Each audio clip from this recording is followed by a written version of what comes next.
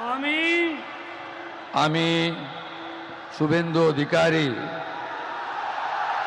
ঈশ্বরের নামে শপথ করিতেছি যে বিধি দ্বারা স্থাপিত ভারতের সংবিধানের প্রতি আমি অকৃত্রিম নিষ্ঠা ও আনুগত্য পোষণ করিব। আমি ভারতের সার্বভৌমত্ব ও অখণ্ডতা রক্ষা করিব।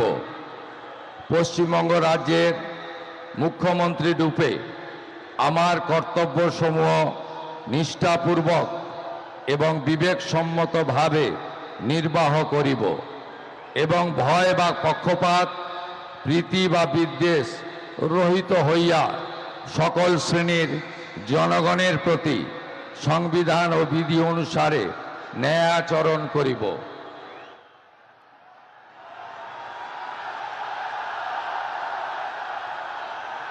আমি